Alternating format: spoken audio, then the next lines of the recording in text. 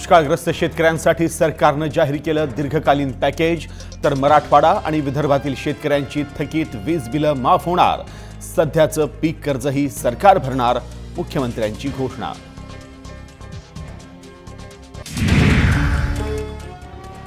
शेतकऱ्यांनी सावकारांकडून घेतलेलं कर्जही माफ करणार, एकनाथ खडसेंची विधान परिषदेत घोषणा।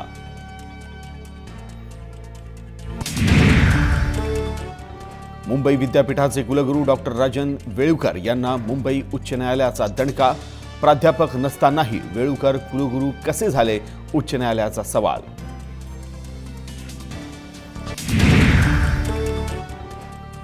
धर्मांतराच्या मुद्द्यावरून विरोधक आक्रमक, धर्मांतराबाबत आमिष दाखवत असल्याचा बजरंग दल आणि आरएसएसवर विरोधकांचा आरोप।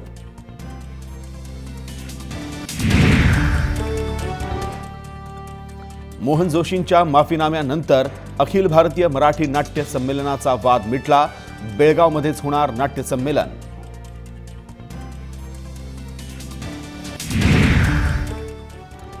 एडलेड कसोटीत भारतीय फलंदाजांचं ऑस्ट्रेलियाला चोख प्रत्युत्तर, कर्णधार विराट कोहलीची कर्णधाराला साजेशी शतकी खेळी।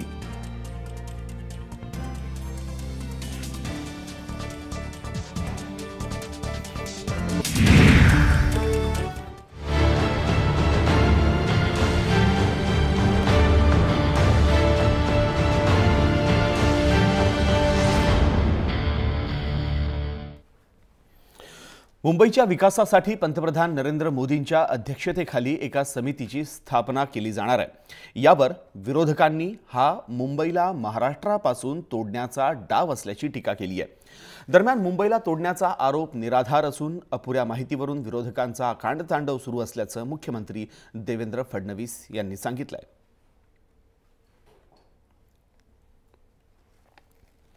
काही वादाचा विषयच नाहीये। कुठली गोष्ट समजून घेतली, कायदे आपल्याला माहिती असले, संविधान माहिती असलं तर अशा प्रकारचा वादंग तयारच होत नाही। मुंबईच्या संदर्भात सगळे जे प्रकल्प आहेत ते दिल्लीमध्ये जाऊन अडतात, कारण मुंबईच्या प्रकल्पांकरता सगळे कायदे केंद्राचे आहेत। सीआरझेडचा कायदा आहे, इको सेन्सिटिव्ह झोनचा कायदा आहे, एन्व्हायरमेंटचे कायदे आहेत। अगदी छोट्यातला छोटा प्रकल्प देखील दिल्लीला पाठवावा लागतो आणि तिथे वेळ लागतो। आणि म्हणून मी पंतप्रधानांना विनंती केली की आपल्या अध्यक्षतेखाली जर आपण इथे एक याचा आढावा घेणारी समिती तयार केली तर याला तातडीने मान्यता मिळेल। आता याचा काय संबंध आहे? महानगरपालिकेचे अधिकार यांनी कमी होत आहेत का? आता याचा काय संबंध आहे? अजून सिडकोचे अधिकार कमी होत आहेत का? सरकारचे अधिकार कमी होत आहेत का? कुठली गोष्ट समजून घ्यायची नाही आणि आकांड तांडव करायचा, ही गोष्ट मला असं वाटतं योग्य नाही आहे। आणि मी सर्वांना एवढीच विनंती करतो की मुंबईच्या हिताकरता, मुंबईचे प्रकल्प मार्गी लावण्याकरता अशा प्रकारची विनंती पंतप्रधानांना केली आहे। याचं स्वागत झालं पाहिजे। तुमच्या सहयोगी पक्षाने त्यांनाही मी सांगितलं भूमिका काय आहे आणि त्यांना ती मान्य आहे। या संदर्भात शिवसेनेचे खासदार संजय राऊत आणि सुनील प्रभू यांनी काय प्रतिक्रिया दिली आहे ती पाहूया। काही केंद्रीय योजना आहेत, काही केंद्रीय प्रकल्प आहेत, काही केंद्रीय परवानग्या आहेत। त्यासाठी पंतप्रधानांनी स्वतः लक्ष घालून हे सगळे अडथळे दूर केले आणि मुंबईतला सगळ्यात मोठा जो प्रश्न आहे तो झोपड्या आणि घरांचा आहे। धारावीसारखे काही प्रकल्प रखडलेले आहेत गरिबांचे, अनेक ठिकाणी चाळींचे प्रकल्प रखडलेले आहेत, अनेक ठिकाणी सरकारी जमिनींवर झोपड्यांचं अतिक्रमण आहे, रेल्वेच्या जमिनीवर सरकारचं अतिक्रमण आहे। हे काढायला केंद्राने मदत करावी। आणि मुंबई हे जागतिक दर्जाचे शहर आहेच ना, कोणी म्हटलं नाही म्हणून। आणि फक्त पंतप्रधानांचे आशीर्वाद आम्हाला लाभले पाहिजे या सगळ्या गोष्टीसाठी। एखाद्या शहरासाठी पंतप्रधानांच्या अध्यक्षतेखाली समिती नेमणं हे मला असं वाटतं पंतप्रधानांच्या डिग्निटीला, त्यांच्या प्रतिष्ठेला योग्य नाही, कारण त्यांना अख्खा देश सांभाळायचा आहे। मुंबईला वेगळा करण्याचा प्रयत्न कोणी करू शकणार नाही जोपर्यंत शिवसेना या महाराष्ट्रात आहे।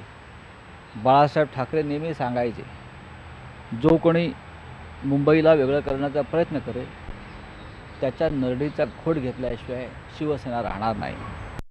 मुंबईसाठी पंतप्रधानांच्या अध्यक्षतेखाली विशेष समिती नेमण्याबाबतची घोषणा माननीय मुख्यमंत्र्यांनी केली। याबाबत मुंबई शहर एक आर्थिक राजधानी म्हणून जगातल्या इतर प्रगत शहराबरोबर मुंबई शहर विकसित होण्यासाठी केंद्र सरकार, राज्य सरकार आणि महापालिका याच्यामध्ये जो समन्वय असणार आहे, यासाठी ही जी समिती नियुक्त केली गेली. तर मागील अनेक वर्षापासून मुंबई शहरातील जे अनेक केंद्र सरकारशी निगडीत आहेत, ज्याच्या परवानग्या न मिळाल्यामुळे हे प्रकल्प रखडलेले आहेत, असे सगळे प्रकल्प मार्गी लागतील. आणि मला असं वाटतं की या समितीमध्ये मुंबईचे खासदार, मुंबईचे महापौर, मुंबईचे आयुक्त हे प्रशासकीय व्यवस्था ज्या पद्धतीने केंद्र सरकारशी बघतात, ही सगळी मंडळी जर याच्यामध्ये असतील तर समन्वयासाठी फार मोठी महत्त्वाची जबाबदारी ही समिती निभावेल. पंतप्रधान याकडे थेट लक्ष घालून या सगळ्या गोष्टी दूर करतील. परंतु या समितीला कोणताही वैधानिक अधिकार नसल्यामुळे मला असं वाटतं प्रकारच्या मुंबईतील जो अधिकार आहे, महाराष्ट्राचा जो अधिकार आहे, त्याच्यावरती कोणतीही बाधा येणार नाही. आणि म्हणून चांगला समन्वय आणि गतिमान पद्धतीने काम होण्याच्या दृष्टीने ही समिती महत्त्वाची ठरणार आहे. पंतप्रधानांच्या अध्यक्षतेखाली मुंबईच्या विकासासाठी उच्चाधिकार समिती गठीत केल्यास त्याचा फायदा होईल, पण या समितीनं हेतू स्पष्ट करायला हवा असं मत मुंबई महानगरपालिकेचे माजी आयुक्त सुबोध कुमार यांनी व्यक्त केलंय. तसंच पालिका आणि विरोधकांना वाटणारी भीतीही रास्त असल्याचं सुबोध कुमार म्हणाले. याविषयी सुबोध कुमार यांच्याशी खास बातचीत केली आमचे प्रतिनिधी कुणाल जाधव यांनी. आर्थिक राजधानी ओळखल्या जाणाऱ्या मुंबईचा विकास करण्यासाठी पंतप्रधान नरेंद्र मोदी यांच्या अध्यक्षतेखाली एक उच्चाधिकार समिती नेमण्यासाठी राज्याचे मुख्यमंत्री देवेंद्र फडणवीस आग्रही आहेत. याबाबत विरोधकांचा मोठ्या प्रमाणाने विरोध होतोय. यामुळं मुंबईला राज्यापासून वेगळं करण्याचाही कट शिजतोय का, अशीही चर्चा आहे. या सगळ्यावर आपल्यासोबत बोलण्यासाठी आहेत मुंबई महानगरपालिकेचे माजी आयुक्त सुबोध कुमार सर. त्यांच्याकडनं जाणून घेऊया. सर, ज्या रीतीने ही चर्चा सुरू आहे, मुख्यमंत्री जेवढे आग्रही आहेत मुंबईच्या विकासासाठी खरंच अशा उच्चाधिकार समितीची गरज आहे का? मुळात मुंबईमध्ये जर कोणताही मोठा प्रकल्प करायचा असेल तर त्याच्यामध्ये प्रत्येक वेळी केंद्र सरकारचे खात्याशी किंवा त्यांची एजन्सीशी त्यांच्या कॉपरेशन लागते आणि त्यांच्या सहमती लागते. म्हणून जर अशा प्रकारची कमिटी झाली पंतप्रधानांच्या अध्यक्षतेखाली, ज्याच्यामध्ये फक्त तेच विषय आपण घेऊन जाऊ जिथे मितभान्यता आहे त्यांच्याशी, आणि स्टेट गव्हर्नमेंट ते मुद्दे घेऊन जाईल, त्याच्यावर तोडगा लवकर निघाला तर मुंबईचा विकास लवकर होऊ शकेल. पण मुंबई इतर शहरापेक्षा फार वेगळा आहे. ते देशाची आर्थिक राजधानी आहे. इथे जर एफिशियन्सी वाढली, लवकर इन्फ्रास्ट्रक्चरचा विकास झाला, ते GDPवर डिस्प्रपोर्शनेट परिणाम होतो, जास्त वाढते. आणि शिवाय इतर शहर आजूबाजूने वाढू शकतात, हॉरिझॉन्टली वाढू शकतात. मुंबईमध्ये असा वाढची कुठेही होऊ शकत नाही. म्हणजे तर मुंबईचा विकास करायचे तर मोठा लँड बँक BPTकडे आहे, रेल्वेकडे आहे. काही काम करायला निघाला तर त्याच्या सहकार्याची आवश्यकता पडतेच. इतर शहर इतर ठिकाणी आपला एक्सपेन्शन करू शकतात, मुंबई करू शकत नाही.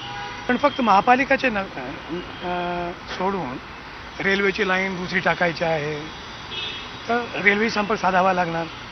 तर सगळे जे मुद्दे आहेत, जर पंतप्रधानांची पातळीवर ते शेवटची कमिटी असली तर त्यांच्या सुटकारा फार लवकर होऊ शकतो. ते असं आहे की जे विरोध आहे ते साहजिक आहे, कारण ही भीती लोकांना असणे साहजिकच आहे की याच्यामुळे काही BMCची स्वायत्ता कमी होईल का, किंवा राज्य शासनाची काही कमी होईल का, त्याच्या अधिकारावर गदा येईल का. ते अशी भीती रास्त आहे, तसा होता कामा नये, कारण BMC स्वायत्त संस्था आहे. पण जर हेतू हा असला की जिथे आम्हाला अडचण भासेल राज्य शासनाला काम करायला, आणि ज्या मुद्द्यावर आम्हाला माहिती आहे की आमची स्टँड काय आहे, केंद्रीय एजन्सीची स्टँड काय आहे, त्याच्यावर मेरिट्सवर आम्ही कशा म्हणतो की त्याची स्टँड वेगळी असली पाहिजे, आणि तिथे पंतप्रधानाच्या जर मध्यस्थीने तो प्रश्न सुटू शकला तर मला वाटतो काही याच्यामध्ये राज्याची स्वायत्तामध्ये हस्तक्षेप पोचत नाही. मुंबईसाठी जर आपण CEO म्हटला, तिथे अनेक स्टेट गव्हर्नमेंटचे डिपार्टमेंट आहे, किंवा BMCचे आहे, किंवा केंद्र शासनाचे आहे.